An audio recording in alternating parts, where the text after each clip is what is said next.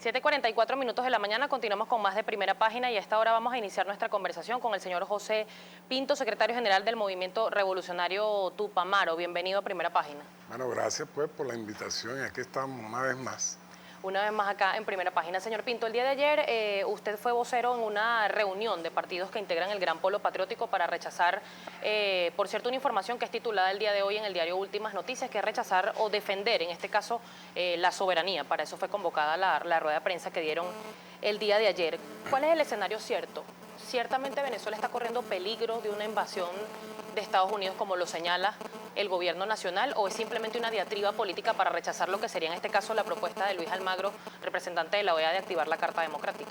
Sí, lo que pasa es que aquí ha habido, y hay que definirlo, muchos escenarios, ¿no? Muchas etapas que no inician con el gobierno del presidente Nicolás Maduro, sino que va mucho más allá, ¿no? Viene desde que el presidente Chávez asumió la presidencia de la República Bolivariana de Venezuela. A partir de allí se ha desatado pues toda una furia, no solamente de los sectores opositores de la derecha venezolana, sino más allá de factores internacionales, producto pues de que se estaba instrumentando un modelo distinto al modelo capitalista, y eso confrontaba pues, o sea, a lo que era la política del mercado instaurado por el imperialismo, la política del mercado que comenzaba a enfrentarse pues a la política del Estado-Nación, que era lo que el presidente Chávez comenzaba a instaurar, pues fortalecimiento del Estado como tal y no del mercado, que el mercado no gire o no rija los destinos del venezolano, sino que más bien sea el Estado-Nación como tal, con un gobierno, el que asuma la dirección política y desarrollo del país. Bueno, eso trajo como consecuencia una confrontación abierta con el imperio norteamericano, que en distintas oportunidades ha buscado salir de un gobierno legítimamente constituido. Lo hizo pues con el gobierno del presidente Hugo Chávez en el 2002, y eso no ha culminado allí, pues eso ha traído como consecuencia no solamente todo digamos, un plan general, una guerra económica, una guerra política, militar inclusive, con la introducción de grupos paramilitares en el país, que nosotros inclusive denunciamos en el año 2007. Señor Pinto, ¿qué evaluación se le da desde los movimientos sociales, desde los colectivos? Y esto se lo pregunto, ya vamos a hablar del tema que ocurrió ayer, la situación irregular que ocurrió ayer en la parroquia 23 de enero, pero ¿qué evaluación se le da a la crisis que está atravesando nuestro país en este momento? Desde el gobierno nacional se asegura que es una guerra económica, pero no tiene entonces fortaleza el Estado como tal para contrarrestar los efectos de esta supuesta guerra económica desde el extranjero. Parece que nosotros veníamos de los gobiernos digamos, de lo que se denomina la Cuarta República, eran los gobiernos de Acción Democrática y COPEI, bueno, que de hecho asumieron lo que fue la política del mercado, digamos, desarrollada por el propio imperio. Acuérdate de lo que fue el 27 de febrero, esa gran rebelión popular contra el paquete neoliberal del presidente, de Carlos Andrés Pérez. Posteriormente, en el gobierno de Rafael Caldera, ese paquete neoliberal continuó desarrollándose, fortaleciéndose. Y bueno, el acabar con ese esquema no era nada fácil. Bueno, no era nada fácil y iba a provocar algunas situaciones, porque ¿quién controla aquí los medios de producción? ¿El gobierno? No, el gobierno nunca ha controlado los medios de producción ni los medios de distribución. O sea, todo eso ha estado en manos del gran capital. ¿Y qué ha pasado con...? El gran capital decidió salir del presidente Nicolás Maduro y comienza pues desarrollando todo un plan que nos ha llevado a esta crisis económica. El gobierno o cualquier gobierno va a querer que su pueblo no tenga los alimentos básicos. ¿Y qué ha pasado con las empresas que fueron expropiadas por el presidente Chávez? Le pongo un ejemplo. Agropatria, que fue una de las más emblemáticas, antes se llamaba Agroisleña, era una de las principales proveedoras del sistema productivo de nuestro país, y hoy los expertos en la materia, representantes de FEDENAGA, de otras instituciones del sistema productivo de nuestro país, le llaman agronada, porque no hay nada en Agropatria. Entonces, ¿qué pasó con esas empresas expropiadas? Eso no es cierto. Lo que pasa lógicamente es que cuando tú logras expropiar una empresa y empieza a asumir, digamos, los propios trabajadores el control de la empresa como tal, bueno, se dan distintos elementos de saboteo, inclusive la propia mentalidad, ¿no? A veces, mira, nosotros venimos de una conducta, nosotros venimos de toda una, digamos, una disposición de un Estado capitalista como tal que se introdujo aquí. O sea, hay un chip nuestro aquí. O sea, que el capitalista dentro del chip, socialismo. Romper con ese chip nos va a costar.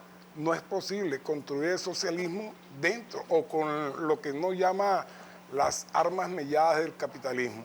Es lógico que esa cultura haya llegado allí y que no haya logrado pues avanzar. Ahora, con experiencia, con mucha experiencia, ha venido avanzando. Agropatria hoy ha avanzado mucho más de lo que otros dicen, ¿no? Porque lógicamente habrá quien tenga que atacar a esas empresas para buscar pues hacer o lograr ver en el ambiente o en lo que llamamos nosotros en el imaginario colectivo de que no funciona. Ahora bien, usted habla que la distribución no está a manos del gobierno, pero ¿qué pasa con la distribución de las empresas que sí están a manos del gobierno?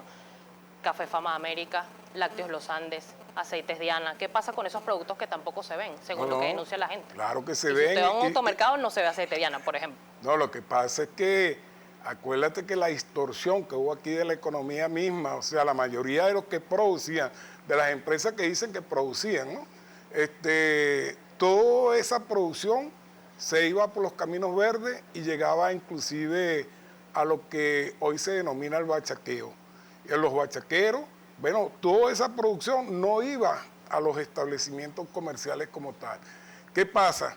Para crear ambiente de desabastecimiento, grandes colas, grandes incertidumbres en la población, crear inclusive elementos de violencia, que era lo que se buscaba. Bueno, nosotros le dijimos inclusive una vez al presidente Nicolás Maduro, aquí hay dos cosas. Ante la crisis económica, producción popular, lo estamos haciendo. Nosotros mismos inclusive lo estamos haciendo porque nosotros decimos hay que pregonar con el ejemplo. Pero también es importante decir que la distribución de los alimentos debe llegar casa a casa, casa por casa, como se está haciendo en estos momentos, para poder romper la cadena de especulación y la cadena de bachaqueo. ¿Y qué garantía hay de que los CLAP, en este caso, o la bolsa de comida que se está disponiendo por parte del gobierno nacional, le llegue a todos los venezolanos? Porque hay denuncias también que si no militas en el Partido Socialista Unido de Venezuela no te va a llegar la bolsa. No, eso no es cierto. Pero hay garantía de que va a llegar a todos los ciudadanos. Y esa es una matriz de opinión de sectores que, ante la efectividad de estos CLAP, entonces lógicamente empiezan a atacar por esa vía. Pero no es verdad. No es verdad y eso lo podemos comprobar nosotros. Nosotros no estamos en el gobierno, nosotros estamos apoyando a un gobierno. Eso es verdad, eso es cierto. Y nosotros podemos dar fe de que se está cumpliendo. ¿Que hay falla? Cierto, en un inicio tiene que haber falla, pero ellas se van corrigiendo en la medida en que uno la va detectando. Hay fallas aquí, hay fallas en un consejo comunal, hay fallas, digamos, dentro de un gobernador, dentro de un alcalde. Bueno, eso lo vamos corrigiendo, porque para eso en la práctica se corrigen los errores. Pero es normal la distribución de una bolsa cuando pudiera, en vez de este escenario, llenarse los anaqueles para que todo el mundo tenga acceso a comprar las cosas como era antes, quizás. Sí, primero tenemos que, digamos, acabar con el bachaqueo, tenemos que acabar con la especulación, tenemos que acabar inclusive con los elementos de comercialización o distribución. O sea, que la distribución, realmente los empresarios de este país se comprometan a cumplir con las reglas del juego, a no continuar, porque esto es parte de una conspiración, y esto es parte de generar violencia para salir de un gobierno legítimamente constituido. Eso nosotros lo hemos dicho en distintas oportunidades, por eso es que hay que someterse a las reglas del juego. Nosotros lo hacemos. Nosotros estando en desacuerdo con cualquier situación, pero se impone, digamos, los reglamentos de ley, nosotros los acatamos y los asumimos y por allí vamos. ¿Cuál es la posición de José Pinto como secretario general del Movimiento Revolucionario Tupamaro con la situación que se presentó el día de ayer en el 23 de enero? Es titular el día de hoy en el diario 2001 y voy a permitirme por acá colocárselo para que lo puedan leer.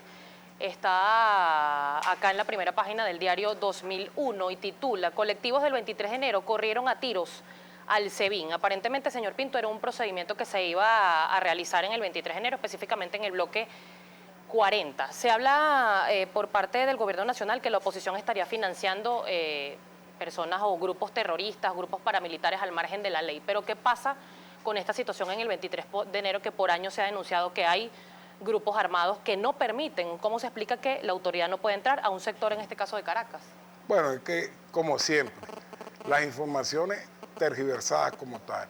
Allí lo que se dio fue una situación, como uno dice, circunstancial, pues un hecho circunstancial que no tuvo nada que ver con el SEBIN, que no tuvo nada que ver con que los grupos o los colectivos hicieron armas contra ninguno, no, eso no tiene nada que ver con eso, sencillamente es una protesta de un grupo minoritario, no de los colectivos del 23 de enero, es un grupo minoritario por alguna situación irregular allí, pero no pasó de ser eso porque al final, bueno, se conversó, se discutió y se lograron, digamos, resolver los problemas puntuales que haya habido. Pero se permiten los operativos dentro del 23 de enero. Por ejemplo, la Operación Liberación del Pueblo se puede aplicar en el 23 de enero. Claro, y se ha aplicado porque en el 23 de enero también existen algunas bandas financiadas por los sectores de la ultraderecha que nosotros la hemos identificado claramente y lo hemos dicho, pues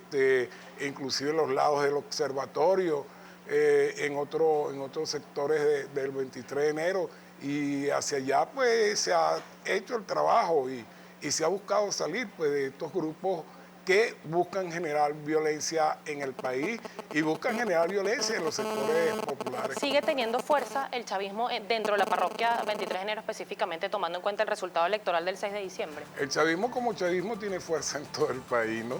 El chavismo como chavismo. Nosotros, bueno, yo podría decirte, en el caso nuestro, el Movimiento Revolucionario Tupamaro, nosotros hemos tenido una expansión importantísima a nivel nacional y una fortaleza tal que, bueno, de hecho, estamos convocando una marcha para el 18 de este mes, el sábado 18, una marcha hacia Miraflores en respaldo al presidente constitucional de la República Bolivariana de Venezuela, Nicolás Maduro, y de rechazo a la injerencia del Departamento de Estado y de la ONU en nuestro país. Venezuela es autónoma, Venezuela debe resolver sus problemas internamente. No necesitamos de agentes extranjeros para resolver esos problemas. Señor Pinto, tengo que hacer una pausa, pero al regreso le vamos a presentar a usted y por supuesto a toda la audiencia la participación a través de nuestra cuenta en Twitter, @primerapágina. ¿El señor Pinto tiene cuenta en Twitter? Sí. ¿Cuál es? José Pinto. @José Pinto y @primerapágina para que se comuniquen con nosotros.